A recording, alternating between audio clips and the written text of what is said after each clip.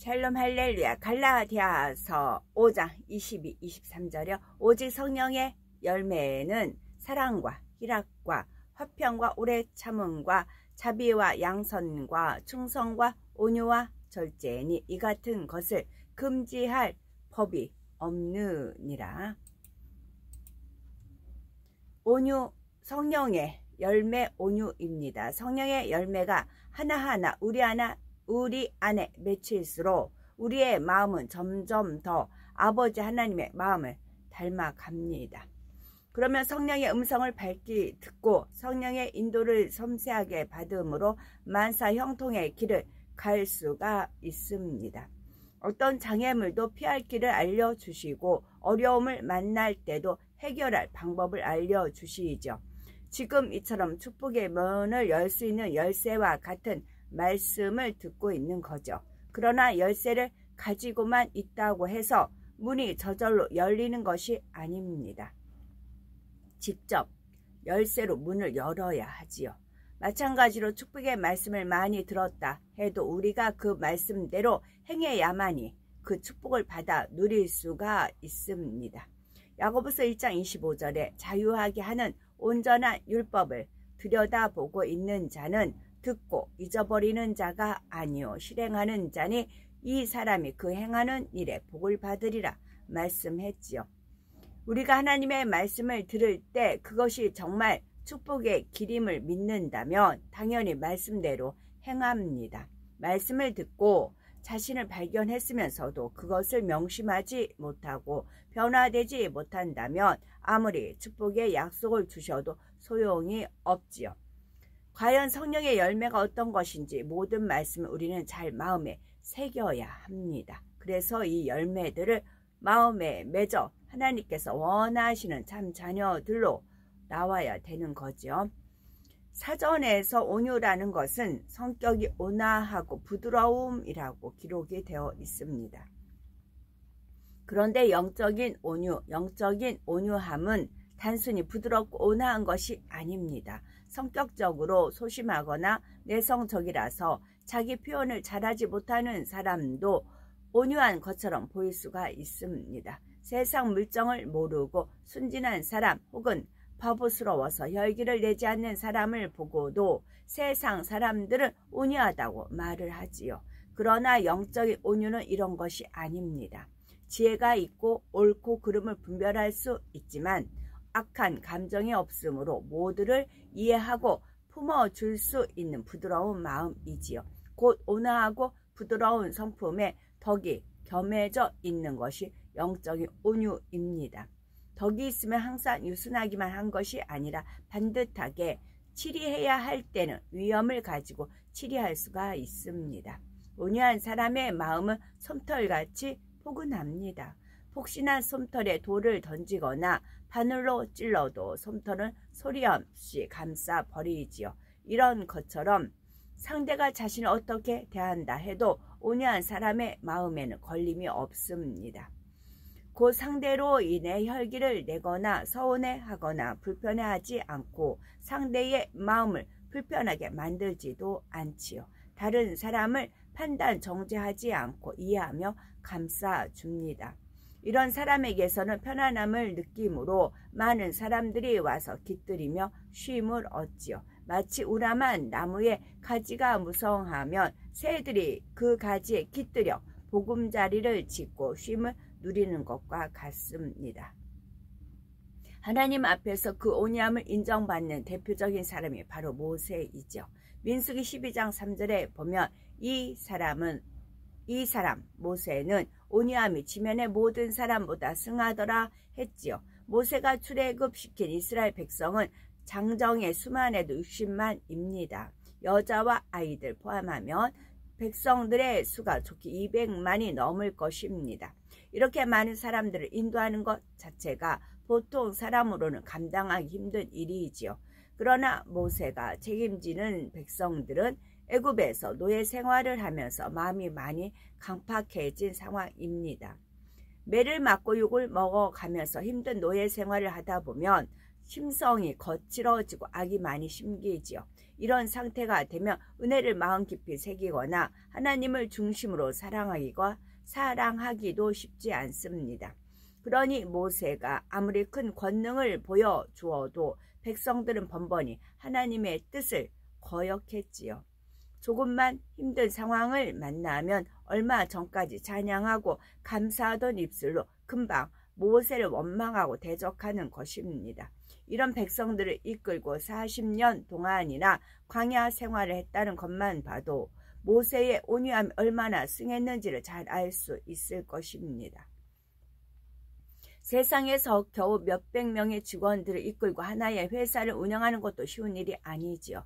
투표를 통해 다수결로 한 단체의 머리가 된다 해서 그 단체를 쉽게 이끌어 갈 수 있는 것도 아니죠. 많은 사람을 하나로 모아서 이끌어 가려면 반드시 영적인 온유로 사람의 마음을 살 수 있어야 합니다. 물론 세상에서 큰 권세를 가진 사람이나 부유하여 구제를 많이 하는 사람이 있으면 수많은 무리들이 붙쫓는 것처럼 보입니다. 그러나 진정으로 덕이 있는지는 그 권세와 부를 잃어버린 후에 알 수가 있지요. 덕 있는 사람은 부귀영화를 잃어버린 후에도 여전히 많은 사람들이 그 곁에 모여듭니다. 부와 권세로 어떤 유익을 얻기 위해서가 아니라 마음의 쉼을 얻고자 붙쫓는 것이죠. 종종 기관장이나 구역장님들 중에는 겨우 10명, 20명 되는 양떼조차 다 품지 못해서 연단만 경우가 있습니다. 맡은 기관이나 구역을 부흥시키기 원한다면 먼저 우리 자신이 솜털 같은 마음으로 온유한 마음을 이루면 됩니다. 그러면 영혼들이 우리 안에 깃들여 평안과 행복을 누림으로 부흥도 쉽게 이루어지는 것이죠. 주의 종이라면 더욱 온유하여 많은 영혼들을 품을 수 있어야 하는 거고요. 마태복음 5장 5절에 보면 온유한 자는 복이 있나니 저희가 땅을 기업으로 받을 것이며 하였습니다. 여기서 땅을 기업으로 받는다는 말은 이 육의 세상에서 땅을 받는다는 것이 아닙니다. 마음의 영적인 온유함을 이룬 만큼 천국에서 넓은 땅을 받는다는 뜻이죠. 이 땅에서 자기 안에 깃들여진 모든 영혼들을 다 초청하여 즐길 수 있을 만큼 큰 처소를 상급으로 받는다는 말입니다. 그렇게 큰 처소를 얻었다면 그만큼 천국에서도 영화로운 주위에 있다는 말이죠. 이 세상에서 아무리 넓은 땅을 소유했다 해도 그것을 천국에 가지고 갈 수는 없습니다. 그러나 온유한 마음을 이루어서 받는 천국의 땅은 세세토록 사라지지 않는 자신의 기업입니다. 그 기업 안에서 주님과 함께 사랑하는 사람들과 함께 영원히 행복한 시간을 보낼 수가 있지요. 그러면 어떻게 해야 온유의 열매를 맺을 수 있을까요? 결론부터 말하자면 우리의 마음밭을 옥토로 개간하면 됩니다. 마태복음 13장에 보면 우리 사람의 마음을 4가지 밭에 비유하여 설명하고 있지요. 길가밭, 돌밭, 가시떨기밭, 그리고 좋은 밭, 곧 옥토밭으로 나눌 수가 있습니다. 길가에 있어서 많은 사람의 발의 밟힘으로 단단해진 밭에는 씨가 심기지 않습니다. 또 돌이나 가시떨기가 많은 밭에 씨를 심었을 때도 풍성한 수확을 기대하기는 어렵지요. 풍성한 수확을 얻으려면 단단한 밭의 흙을 깨트려 부드럽게 하고 돌을 골라내고 가시를 뽑아내야 하지요. 그래서 옥토로 만들면 좋은 밭이 되어 심는 대로 넘치게 거둘 수가 있습니다. 영적으로 온유한 마음은 바로 좋은 땅, 즉 옥토에 비유할 수 있습니다. 사람의 마음에 악이 많으면 길가밭처럼 단단하여 진리를 받지 못합니다. 혹은 진리를 듣고 은혜를 받아도 금방 의심이 틈타서 은혜를 쏟아버리거나 세상 것을 얻고자 은혜를 저버리지요. 그러나 이런 마음이라도 열심히 변화시키며 옥토 같은 마음이 됩니다. 아무리 거친 황무지라 할지라도 농부가 열심히 개간해 나가면 결국 기름진 밭으로 변하지요. 이렇게 밭의 성질이 바뀔 수 있는 것처럼 사람의 마음도 하나님의 능력으로는 얼마든지 변화됩니다. 묵은 밭처럼 굳어진 마음이라도 성령의 도우심을 받아 능히 개간할 수가 있지요. 악이 많이 심어지고 중심이 좋지 않은 마음도 악을 버리면 되고 고운 마음으로 바꾸면 됩니다. 거친 마음 즉 상대와 걸리고 원수를 맺고 시기 질투 다툼이 있는 좋지 못한 마음도 자꾸 부드러운 마음으로 변화시키면 되지요. 그렇게 마음을 개간할수록 온유의 열매가 맺히는 것입니다. 그런데 우리가 성령을 받았다 해서 저절로 마음이 변화되는 것은 아닙니다. 반드시 자신의 노력이 따라야 하지요. 쉬지 않고 불같이 기도하며 범사에 어찌하든 진리로 생각하고 진리로 말하고 진리로 행해 나가려고 애써야 합니다. 몇 주 몇 달 하다가 포기하는 것이 아니라 끝까지 굳은 의지로 마음을 지켜야 하지요. 이런 의지와 노력이 있을 때 하나님께서도 그것을 보시고 은혜와 능력을 주시며 성령도 도와주시는 것입니다. 의지와 노력이 있을 때, 자신의 의지와 자신의 노력이 있을 때 하나님께서 그것을 보시고 은혜와 능력을 주시고 성령도 도와주시는 것입니다. 마음을 옥도로 개간하는 만큼 당연히 다른 성령의 열매도 맺힙니다. 그러나 특별히 온유는 마음밭을 개가는 것과 더 밀접한 관련이 있지요. 혈기, 미움, 시기, 욕심, 다툼, 들냄, 자기의 이런 것들을 뽑지 않으면 온유해질 수가 없고 묻 영혼들이 그 마음에 깃들일 수가 없지요. 그래서 온유는 다른 성령의 열매들보다도 더욱 성결과 직접적인 관계가 있는 것입니다. 영적인 온유함을 이루었다면 심는 대로 열매를 거둔 옥토밭처럼 우리가 구하는 것마다 속히 응답을 받습니다. 또 성령의 음성도 밝게 들을 수가 있어서 범사에 형통하게 인도를 받죠. 혹시 우리 중에 나는 혈기도 잘 내지 않고 남들보다 온유한 것 같은데도 기도의 응답을 잘 받지 못한다거나 성령의 음성을 밝게 듣지 못한다는 분이 계신지요? 그렇다면 그 온유가 육적인 온유가 아니었는지를 돌아보아야 하는 것입니다. 또한 다른 성령의 열매들을 통해서도 온유의 열매를 점검해 볼 수가 있습니다. 마음이 성결되는 만큼 다른 성령의 열매들도 맺힌다 하지요. 곧 어떤 사람이 온유한 것처럼 보인다 해도 자비나 양선의 열매가 부족하다면 영적으로 온유한 것이 아님을 알 수가 있습니다. 온유함은 부드럽고 유순한 것만이 아니라 덕이 겸해져야 합니다. 내면에 온유한 성품이 있다 해도 외면에 덕스러움이 갖춰져야 영적인 온유를 온전히 이루었다 할 수가 있지요. 마치 훌륭한 인격을 가진 사람이 그에 어울리는 옷을 입는 것과 같습니다. 인격이 훌륭한 사람이라 해도 그가 벌거벗고 돌아다닌다면 부끄러움을 당하는 것처럼 덕이 없는 온유는 그 가치를 다하지 못합니다. 그러면 온유함에 덕이 겸해져 있을 때는 어떤 모습으로 드러나는지 몇 가지 예를 들면, 먼저 덕은 반듯하고 위엄이 있으며 절도 있는 행함을 나타납니다. 분별 없이 순하기만 하고 우유부단한 사람은 다른 사람들을 포용할 수가 없습니다. 오히려 무시당하고 이용당하기 쉽지요. 역사적으로도 어떤 왕은 성품 자체는 유순하나 덕이 없으니 정치 기강을 잡지 못해 나라가 안정되지 않았습니다. 그런 왕은 후세 사람들이 평가할 때도 온유하다 하는 것이 아니라 무능하고 우유부단하다고 평가가 되지요. 반면 어떤 왕은 성품이 인자하고 따뜻하고 부드러울 뿐만이 아니라 위엄 있고 지혜롭게 통치합니다. 그 통치하에서는 나라의 질서와 기강이 잘 잡히고 백성들도 평안하게 살 수 있지요. 이처럼 덕과 온유를 겸비한 사람은 그 내면에 공명정대한 기준을 갖고 있기에 옳고 그름을 정확히 분별하여 의를 행합니다. 예수님께서도 성전을 정화하실 때나 바리새인들과 율법사들의 외식을 책망하실 때는 단호하게 강한 모습을 보여주셨지요. 상한 갈대를 꺾지 않고 꺼져가는 심지를 끄지 않는 부드러운 마음이시지만 책망해야 할 때는 호되게 책망하시는 것입니다. 그런 단호함과 의로움이 내면에 있는 사람은 언성을 높이거나 엄하게 하지 않아도 무사람들이 그를 경솔하게 대하지 못합니다. 이렇게 외적으로 드러나는 모습은 주의 교양이나 온전한 몸의 행실과도 연관됩니다. 덕 있는 사람은 말 한마디에도 무게가 있어 무익한 말이나 헛된 말을 입에 담지 않지요. 복장도 때와 장소에 적합하게 갖출 줄 알고 표정도 무뚝뚝하거나 차가운 것이 아니라 부드럽습니다.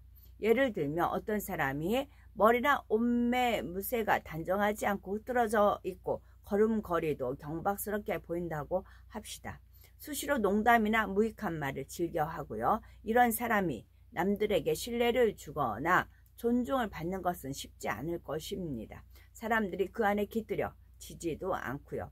만약 예수님께서 수시로 농담을 하는 분이셨다면 제자들도 맞받아치려고 했을 수도 있습니다.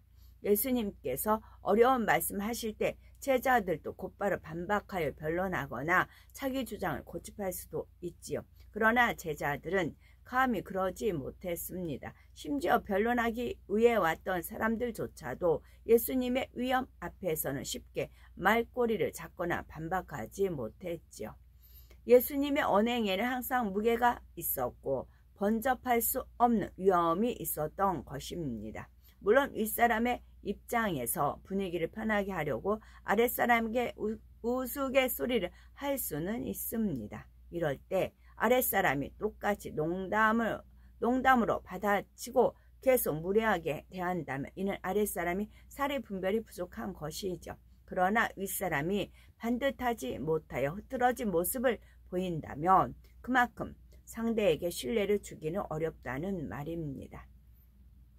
그런데 이런 경우도 있습니다. 어떤 사람은 부하 직원이나 어린 사람들에게도 반말을 쓰지 않고 깍듯하게 대합니다. 그러나 때로는 자신을 너무 어려워하는 아랫사람을 편하게 해주기 위해서는 일부러 말을 높이지 않을 때도 있지요. 상황에 따라서 이렇게 허물없이 대해주는 것이 상대에게 더 편안함을 줄 수 있고 상대의 마음을 쉽게 열 수 있기 때문입니다.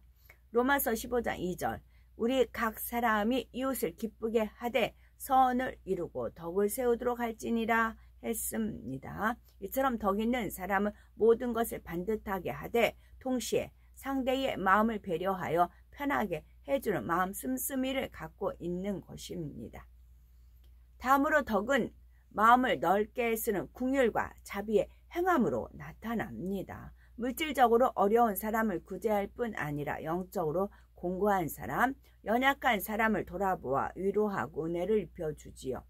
그런데 자기 안에 온유함이 있다 해도 그 온유함이 마음 안에만 머물러 있다면 그 자체로는 그리스도의 향기를 발하기 어렵습니다.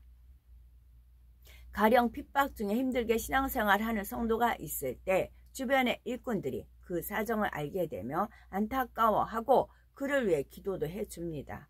그런데 어떤 사람은 그 안타까움이 그 마음에만 머물러 있습니다. 반면에 어떤 사람은 기회가 될 때마다 따뜻하게 위로와 격려의 말을 건네주고 상황을 살펴서 구제도 해줍니다.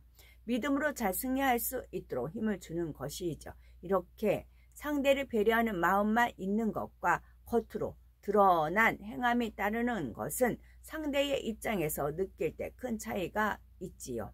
온유한 마음이 덕 있는 모습으로 드러나야 상대에게 은혜와 생명이 되는 것입니다. 그래서 팔복의 말씀에 온유한 자는 땅을 기업으로 받는다 하신 말씀은 덕으로 인해 나타나는 충성과 밀접한 관련이 있습니다. 땅을 받는다는 것은 상급과 관련된 말씀입니다. 보통 상급을 받는 것은 주로 충성과 연결되죠. 교회에서 공로패, 감사패, 전도상 등 받을 때도 주로 충성의 결과로 받습니다. 이런 것처럼 온유한 사람이 받는 축복도 마음이 온유한 것만 가지고 받는 상이 아닙니다. 그 온유한 마음이 덕스럽게 표현될 때 결과적으로 충성의 열매도 맺음으로 그 결과로 상을 받는 것이죠. 우리가 많은 영혼들을 덕스럽게 품어서 힘과 위로를 주고 생명을 심어줄 때 이를 통해 받는 상급이 바로 기업으로 받는 천국의 땅입니다. 덕은 온유함을 빛나게 하는 옷과 같은 것이지만 율법적이거나 외식하는 모습과는 전혀 다릅니다. 자기 안에 성결이 이루어지지 않고 겉으로만 반듯하게 행한다 해서 덕이 있다 할 수는 없지요. 마음을 온전히 이루기보다 겉으로 바르게 행하는 데 치우치다 보면 오히려 자기 발견을 멈추게 되고 스스로 많이 이룬 줄로 착각하기가 쉽습니다. 그러나 세상에서도 인격을 갖추지 못한 사람이 외모를 값비싸고 화려하게 꾸민다 해서 무사람들의 마음을 사는 것이 아니죠. 신앙 안에서도 내면의 아름다움을 갖추지 않고 외면에 치중하는 것은 아무런 가치가 없죠. 예를 들어 어떤 사람은 자신이 반듯하게 행동함으로 그렇지 못한 사람을 판단하고 무시합니다. 이렇게 하는 것이 옳고 마땅한 일인데 왜 저들은 이렇게 하지 않는가 하면서 자신의 기준에 맞추기를 강요하기도 하지요. 부드럽고 좋은 말로 포장해서 권면하기는 하지만 속으로는 상대를 판단하며 자기의 틀과 악한 감정 가운데 말하는 것입니다. 이런 사람에게는 영혼들이 깃들이는 것이 아니라 오히려 상처받고 주눅이 들기 때문에 가까이 하지 않으려고 합니다. 또 어떤 사람은 자기적인 의와 악함 속에서 혈기와 짜증을 내면서 이것은 의분이라 하거나 상대를 위해서라 합니다. 그러나 덕 있는 사람은 어떤 상황에서도 마음의 평정을 잃지 않습니다. 정령 성령의 열매를 온전히 맺고 싶다면 적당히 겉모습만 포장해서 마음의 악을 가리고자 해서는 안 됩니다. 범사에 자신을 점검하고 또 점검하여 항상 선한 쪽을 택할 수 있어야 하지요. 어떤 사람들은 뭔가 마음대로 되지 않을 때 타고난 성격이 이래서 어쩔 수 없다라고 핑계를 대는 경우가 있습니다. 그러나 하나님을 믿는 사람은 이런 말을 해서는 안 됩니다. 성령의 역사를 통해서는 성격도 중심도 얼마든지 바꿀 수가 있지요. 혈기 많고 들레는 성품도 또 자기중심적이고 의가 강한 성품도 악을 버리고 마음을 개간하면 온유하고 덕스러운 성품으로 바꿀 수가 있습니다. 내성적이고 소심한 마음도 담대하고 넉넉하게 바꾸어 많은 사람을 그 안에 품을 수가 있는 거죠. 우리는 부지런히 마음을 개간하여 탐스러운 온유의 열매를 맺어야 되겠고, 그래서 모세와 같이 큰 그릇이 되고 아버지 하나님께 사랑과 인정을 받는 우리가 다 되어야 되겠죠. 아멘.